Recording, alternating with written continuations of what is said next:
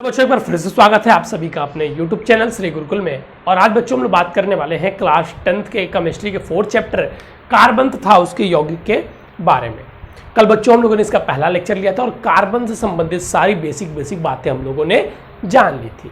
और कल last topic बच्चों हम लोगों ने चर्चा की थी सहसंयोजक बंध से संबंधित। अगर आप लोगों को याद होगी तो हम लोगों ने सहसंयोजक संबंध से संबंधित चर्चाएं की थी कि आखिरकार सहसंयोजक बंध क्या होता है और कार्बन परमाणु के अधिक यौगिक क्यों पाए जाते हैं, क्योंकि वो सहसंयोजक बंध बनाता है। ऐसे तो इसकी आगे चर्चा है, हम ये और आगे भी करेंगे। लेकिन इस समय बच्चों आपकी सिलेबस के हिसाब से हमें कुछ सहसंयोजक बंध से संबंधित उदाहरण पढ़ने हैं जिसे हम देखेंगे। तो आइए देखते हैं बच्चों।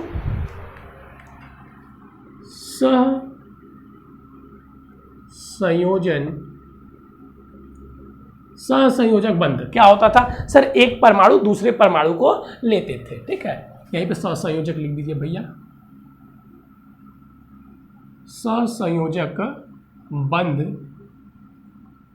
के उदाहरण, इसमें मतलब हम कुछ तत्वों के कुछ बंधों को हमें पढ़ने हैं, कुछ तत्वों से रिलेटेड जो कि इंपॉर्टेंट। जिसमें पहला है हाइड्रोजन अणु का बनना। हाइड्रोजन अणु का बनना, ब्रैकेट में लिख लीजिएगा H2। ऐसे कल हमने इसके बारे में थोड़ा सा अगर आप लोग देखे होंगे तो बताया भी था, लेकिन ये भी बताया था कि आज हम इसको व्यवस्थित तरीके से आप लोगों को बताएंगे। सबसे पहले इसको लिख लीजिएगा, बनना या निर्माण, जो लिखना चाहते हैं लिख लीजिएगा। चलिए जल्दी से लिखिए।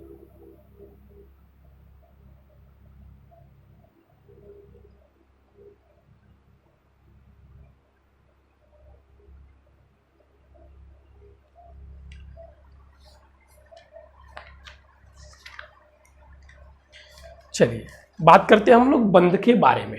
ठीक इसी प्रकार हम लोग हाइड्रोजन, क्लोरीन, अमोनिया, बहुत सारी चीज़ों के बारे में पढ़ने वाले हैं।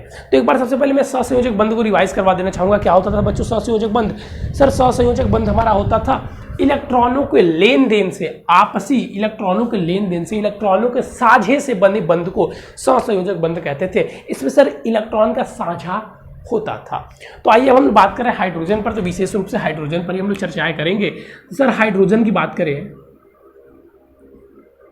तो सर हाइड्रोजन को हम लोग H से प्रदर्शित करते हैं। और जब हाइड्रोजन को हम लोग H से प्रदर्शित करते हैं तो सर इसके अब इलेक्ट्रॉनिक विन्यास के बारे में अगर हम लोग बात करेंगे तो सर इसका होता है 1, परमाणु क्रमांक 1 होता है।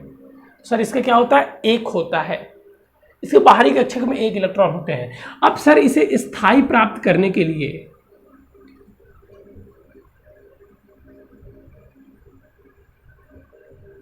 क्या चाहिए? इसे सर स्थायी प्राप्त करने के लिए जिसके बाहरी कोश है उसमें कम से कम 2 इलेक्ट्रॉन चाहिए। कम से कम क्या, अधिक जा ही नहीं सकते। जो एस कक्षक होते हैं इसमें कितने इलेक्ट्रॉन चाहिए? सर 2 इलेक्ट्रॉन चाहिए। जैसा कि मैंने कल आप लोगों को इलेक्ट्रॉनिक विन्यास समझाया भी था। जिसने इलेक्ट्रॉनिक विन्यास वाला कल वीडियो नहीं देखा है, आप लोगों को कहने पर कल मैंने आप लोगों को इलेक्ट्रॉनिक विन्यास का वीडियो भेजा था शाम में। तो उसको जिन बच्चों ने देखा है पहले जाकर देखिए इलेक्ट्रॉनिक विज्ञान यानी कि इलेक्ट्रॉनिक विन्यास या इलेक्ट्रॉनिक कॉन्फ़िगरेशन करते कैसे हैं। तो ये 2 था, ठीक है। तो एस कक्षक में कितने इलेक्ट्रॉन थे? सर 2 इलेक्ट्रॉन थे, ठीक है भाई। चीजें बात समझ में आ रही है। तो 2 इलेक्ट्रॉन चाहिए हाइड्रोजन को स्थायी करने के लिए, लेकिन इसके पास 1 ही इलेक्ट्रॉन है। तो हाइड्रोजन क्या करता है कि अपने तरह ही अपने एक भाई को खोजता है कि भाई देखो हमारे पास 1 इलेक्ट्रॉन है और एक भाई और कोई मिल जाए जिसके पास हमारी तरह 1 इलेक्ट्रॉन हो, तो ये भी भाई मिल जाता है इसको, इसके पास भी 1 ही इलेक्ट्रॉन है। देखिए दोनों क्या है? दोनों अलग अलग है। ये एक अलग हाइड्रोजन है, ये इसका 1 इलेक्ट्रॉन है, और ये दूसरा हाइड्रोजन है जिसका 1 इलेक्ट्रॉन है। तो अब ये दोनों क्या करते हैं? कहते हैं भाई देखो हमको भी 2 इलेक्ट्रॉन चाहिए और तुमको भी 2 इलेक्ट्रॉन चाहिए। तुम्हारे पास भी 1 इलेक्ट्रॉन है, मेरे पास भी 1 इलेक्ट्रॉन है। तो क्यों ना हम लोग ऐसा करें कि जब मुझे आवश्यकता पड़े तो तुम अपना इलेक्ट्रॉन मुझे दे दो और मैं अपना इलेक्ट्रॉन तुम्हें देता हूं। मतलब तुम्हारे पास भी हमेशा 2 इलेक्ट्रॉन रहेंगे और मेरे पास भी हमेशा 2 इलेक्ट्रॉन रहेंगे। हम लोग हाथ मिला देते हैं। इसे ही कहते हैं बच्चों एकता में बल। देख सकते हैं कैसे 2 आपस में मिलकर एकता बढ़ाते हैं और स्थायी हो जाते हैं। तो देखिए ये वाला जो हाइड्रोजन है इसके इलेक्ट्रॉन के साथ साझा कर लेता है और ये वाला जो हाइड्रोजन है इसके इलेक्ट्रॉन के साथ साझा कर लेता है, और ये दोनों स्थायी हो जाते हैं। क्यों? क्योंकि अगर अब देखेंगे तो इस स्थिति में इस हाइड्रोजन के पास भी 2 इलेक्ट्रॉन है। इस गोले को देखिए इस हाइड्रोजन के इलेक्ट्रॉन अष्टक इसके कक्षक को रिप्रेजेंट कर रहा है, तो सर इसके पास 2 इलेक्ट्रॉन है। और फिर इस हाइड्रोजन को देखेंगे तो इसके पास भी 2 इलेक्ट्रॉन है।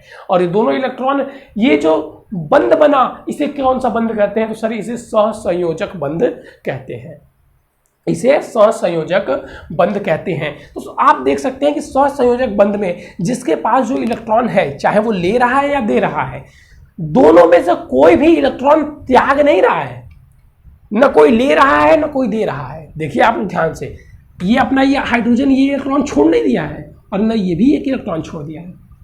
दोनों में से कोई भी ले दे नहीं रहा है, दोनों क्या किए हुए हैं? साझा किए हुए हैं। तो सहसंयोजक बंध कब बनता है? जब जिनमें से कोई भी ना इलेक्ट्रॉन देता है न लेता है, उस स्थिति में बस इलेक्ट्रॉन का साझा होता है। वहां पे कौन सा बंध बनता है? तो सर वहां पे सहसंयोजक बंध बनता है। वहां पे कौन सा बंध बनता है? सहसंयोजक बंध बनता है। जल्दी से इसको कीजिए, मैं देख रहा हूँ इरेज करने वाला कहाँ है, तो इरेज किया जाए। और हाइड्रोजन के बाद से अब आगे बढ़ा जाए। हम लोग को नाइट्रोजन भी पढ़ना है, ऑक्सीजन भी पढ़ना है, क्लोरीन भी पढ़ना है और अमोनिया को भी पढ़ना है। चलिए हो गया। चलिए तो हम लोग क्लोरीन की बात करेंगे। क्लोरीन की जो क्लोरीन का बनना या क्लोरीन का निर्माण, Cl2 अणु का बनना। चलिए अब ध्यान दीजिएगा, यहां से हम लोग ये हाइड्रोजन को हटा देते हैं। चलिए पूरा हटा दीजिए, लाइन रहने दीजिए, बस लाइन रहेगी तो लाइन क्या करेगी? हेल्प करेगी।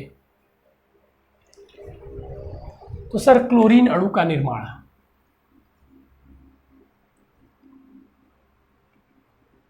अणु यानी कि Cl2 का निर्माण।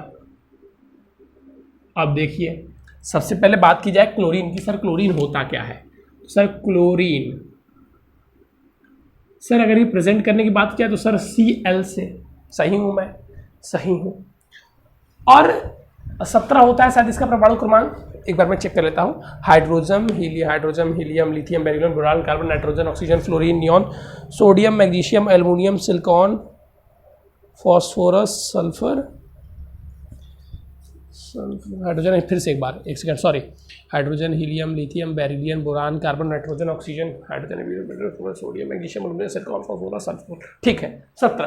तो इसका क्या होता है परमाणु क्रमांक? सर 17 होता है। तो 17 होता है तो क्या बात करें? 2, 8, 7।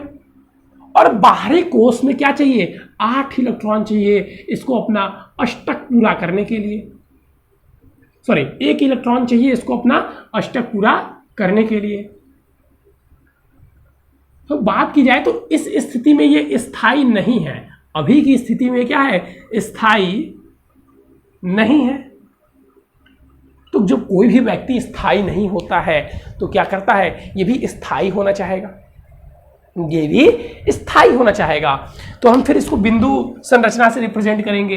तो स्थायी होने के लिए अपने तरह क्लोरीन को खोजेगा। देखिए ये संरचना जो मैं बना रहा हूं इसको बनाना सीख जाइए। देखिए कैसे बनाया जा रहा है। और ये दूसरा क्लोरीन है, ठीक है।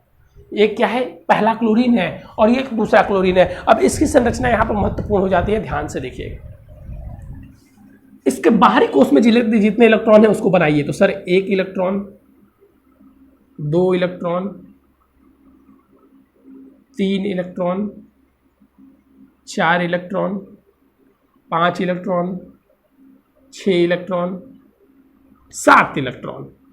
इसकी बनाइए सर 1 इलेक्ट्रॉन, 2 इलेक्ट्रॉन, अलग कलर से बना रहा हूँ ना, ज़्यादा आप लोगों को चीज़ें आसानी होगी देखने में। देखिए इधर इसका है 1 electron, 2 electron, 3 electron, 4 electron, 5 electron, 6 electron, 7 electron इस क्लोरीन का है।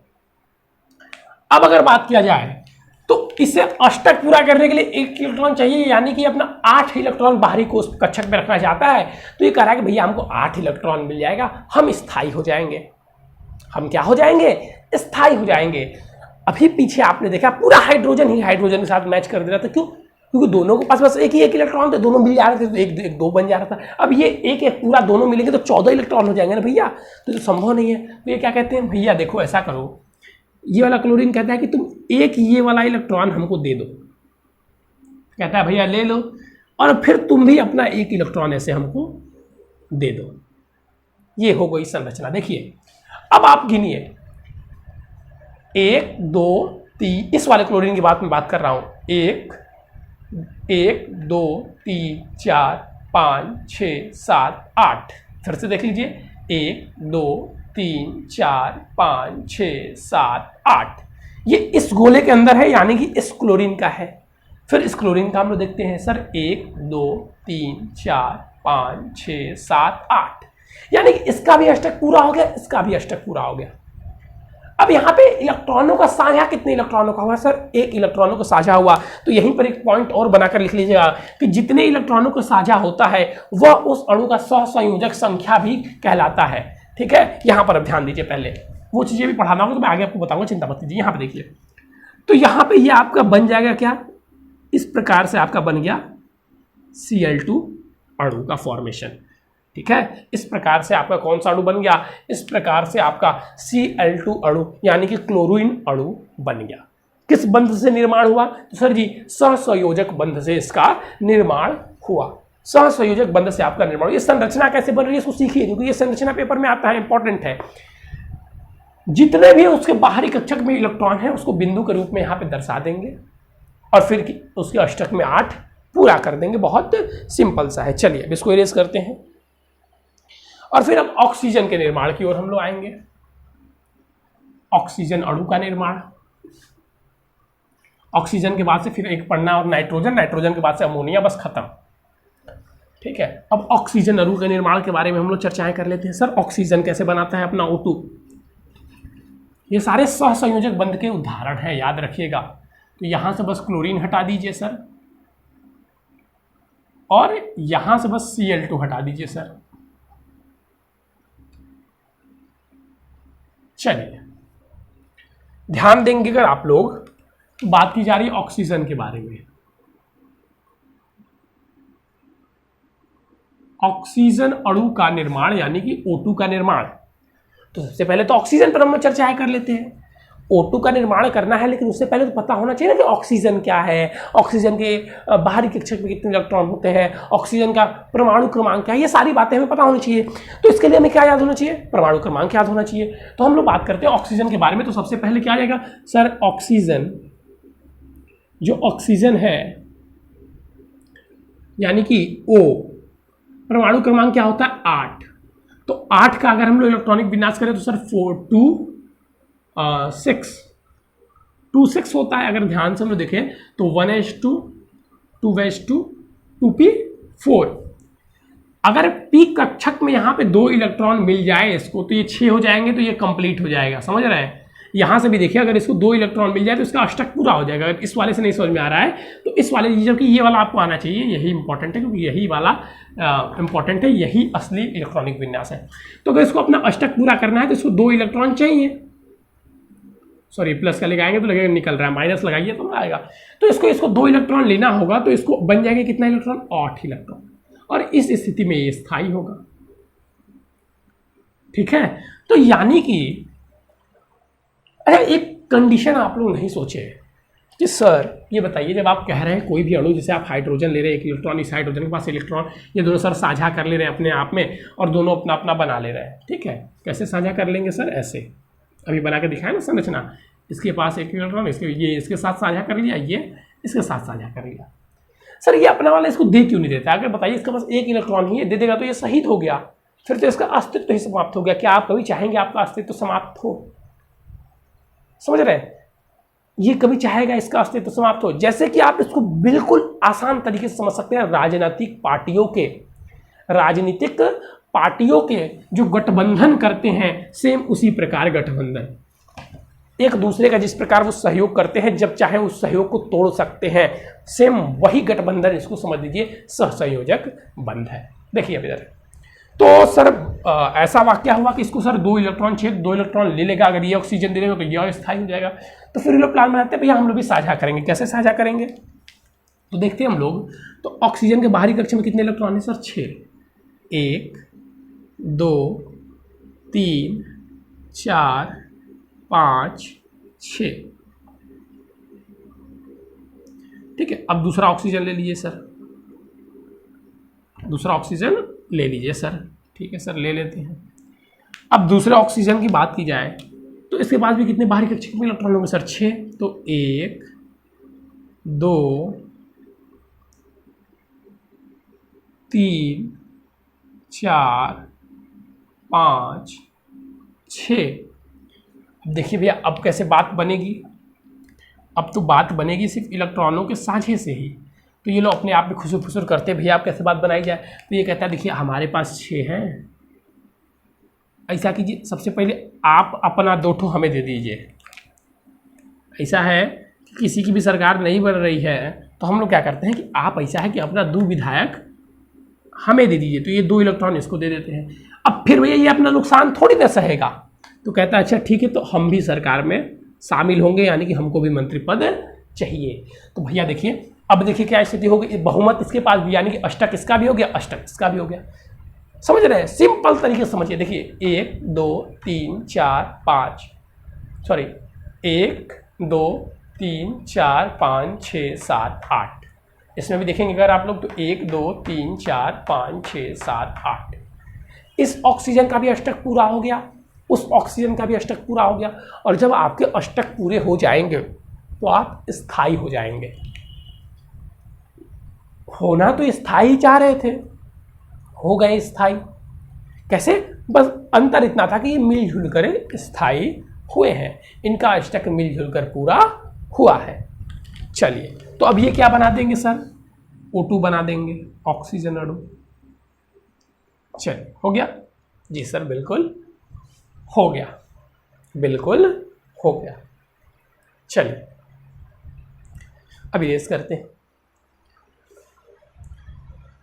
अब आएगा बच्चों नाइट्रोजन अणु, और इसके बाद से एक लास्ट अमोनिया है, फिर कहानी खत्म।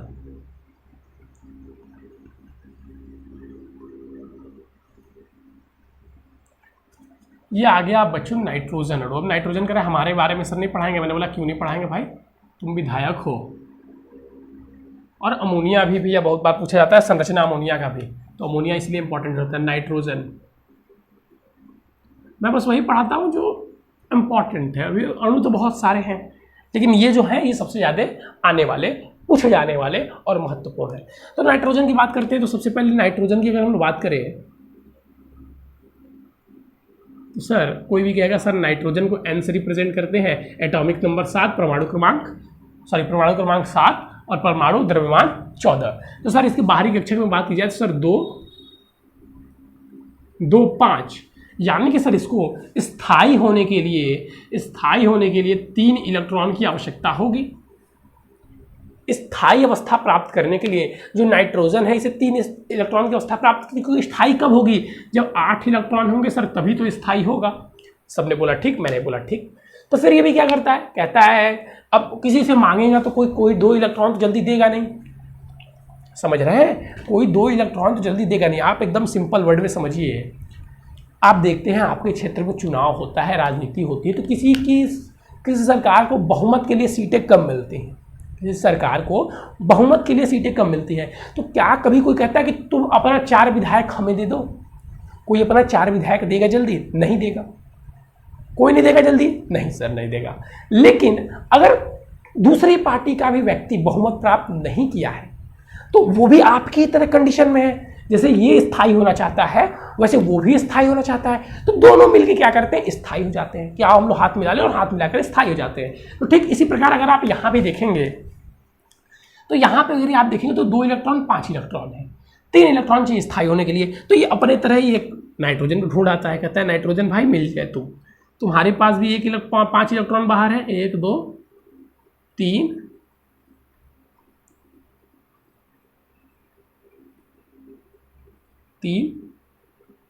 और 1 4 और 1 5। ठीक है, कहीं भी आप बना सकते हैं, कोई आपके अंदर ये नहीं होता है गोली बनाना है। ठीक है, बेसिकली फिगर सही बनना चाहिए। तो ये 3 इलेक्ट्रॉन इसके इधर है, 2 इलेक्ट्रॉन इसके इधर है। अच्छा सर, फिर हम नेक्स्ट की बात करते हैं। तो दूसरा जो नाइट्रोजन है इसके पास भी कुछ यही कंडीशन है, 3 इलेक्ट्रॉन 5 इलेक्ट्रॉन इसके बाहरी कोष में है। तो ये आंख बंद करता है, कहता है ए भैया आओ मिल जाया जाए। कहता है कैसे? अच्छा इसका तो इससे बनाना था ना, कहता है भैया तुम अपना हमें दे दो, हम तुमको अपना अपने दे रहे हैं, मिल जाए मतलब गले मिल लिया जाए। तो कहता है चलो ठीक है, ये इसको 3 इलेक्ट्रॉन दे दिया, ये अपना 3 इलेक्ट्रॉन इसको दे दिया, दोनों मिल गए, दोनों मिलकर क्या बना दिए, N2 बना दिए। देख सकते हैं आप लोग फिर से, 3 2 5 3 8, दोनों के बाहरी कोष में जो है वो 8 इलेक्ट्रॉन है। दोनों के जो बाहरी कोष है वो 8 इलेक्ट्रॉन है। ठीक है, दोनों के जो बाहरी कोष में है वो क्या है, वो 8 इलेक्ट्रॉन है। समझ में आई? यस सर, समझ में आई परिस्थिति। अब इधर देखिए, चलिए अब आगे बढ़ते हैं यहाँ से। नाइट्रोजन ही यहाँ पर नाइट्रोजन का बने रहने दीजिए, क्योंकि हम बात करेंगे अब अमोनिया के बारे में, तो अमोनिया भी भैया नाइट्रोजन से ही बनेगा। तो यहाँ पे बस लिख दीजिएगा अमोनिया और ब्रैकेट में N2 की जगह NH3। यहाँ पे हम लोग क्या लिखेंगे सर, अमोनिया।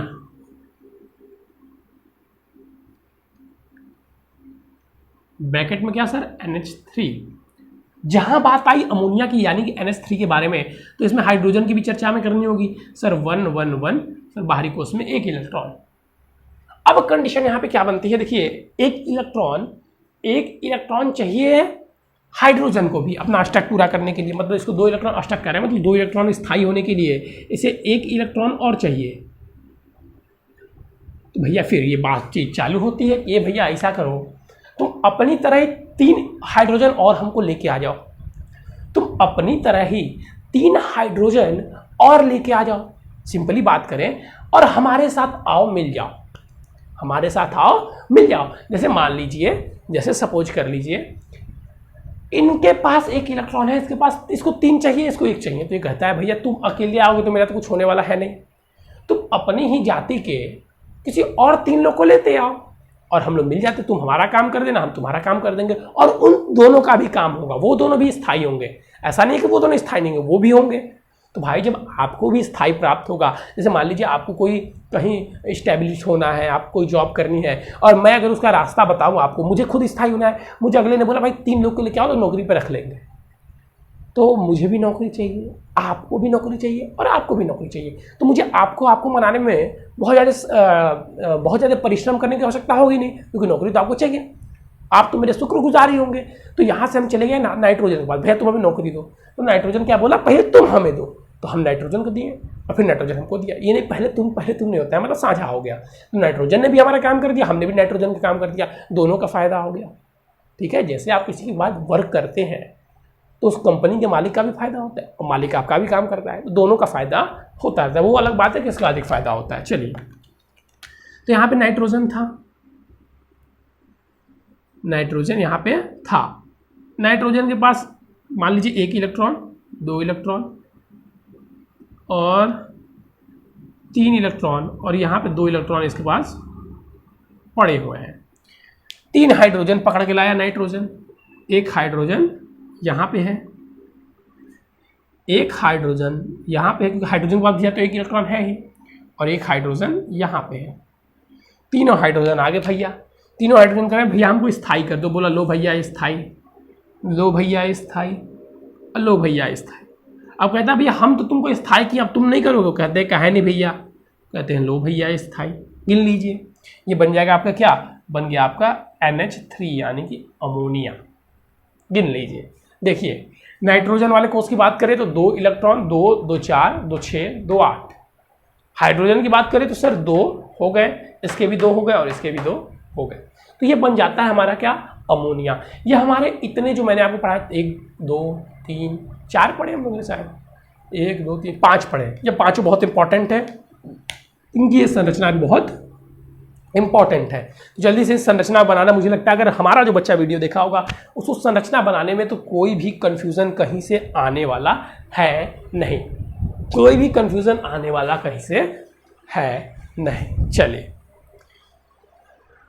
अब हम लोग कुछ बात कर लेते हैं कार्बन के कुछ पदार्थ के बारे में। अब उसके बाद से हम लोग हाइड्रोकार्बन पे आगे बढ़ेंगे। फिर पहले पढ़ेंगे कि कार्बन के इतने तत्व पाए क्यों जाते हैं, उसका रीज़न क्या है। अभी हम लोग को ये भी चीज़ें पढ़नी है कि कार्बन के भैया इतने तत्व आखिरकार, अच्छा चलिए अब कार्बन के इतने तत्व पाए क्यों जाते हैं, लेकिन उससे पहले हम लोग कुछ कार्बन के तत्व पढ़ेंगे, जैसे ग्रेफाइट हो गया, हीरा हो गया और एक फुलेरीन हो गया। इन तीनों तत्वों को हम थोड़ा सा इसके बारे में भी जानेंगे। ये कार्बन के तत्व हैं क्रिस्टल रूप के, ठीक है, कार्बन के तत्व हैं, इनके बारे में जानेंगे कि क्या क्या गुण होते हैं। लेकिन अब इनको हम जानेंगे बच्चों अगली क्लास में, क्योंकि आज की क्लास मुझे लग रही है कि लगभग लंबी होगी, उसको पढ़ाया जाए तो क्लास बहुत ज़्यादा लंबी हो जाएगी। तो इस क्लास में जो आपको चीज़ें समझाई गई, जो चीज़ें बताई गई, जहाँ भी आपको छोटी छोटी बातें बताई जा रही हैं, सारे आने वाले क्वेश्चंस थे।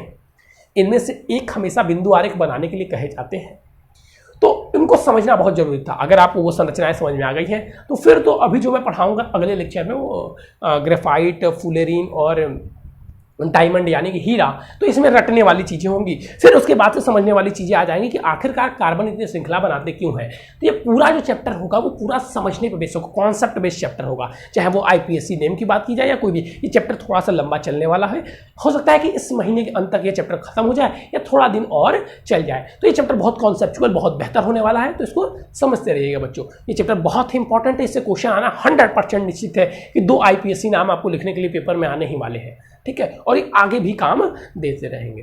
तो चलिए बच्चों, आज की क्लास को हम यहीं पर समाप्त करते हैं। आज के लिए बस इतना ही। Thank you, have a nice day. लेकिन आप ऐसे बच्चे हैं जो इस वीडियो को पहली बार देख रहे हैं, तो मैं आपको बताना चाहूँगा कि हमारे इस चैनल पर क्लास 10th और 12th के हिंदी मीडियम के बच्चों को तैयारी बिल्कुल फ्री में कराई जाती है। अगर आप भी करना चाहते हैं तो चैनल को सब्सक्राइब कर लीजिएगा, वीडियो को लाइक कर लीजिएगा और डिस्क्रिप्शन में दिए गए व्हाट्सअप नंबर से भी हमसे जुड़ जाएगा बच्चा। थैंक यू बच्चा, हैव अ नाइस डे।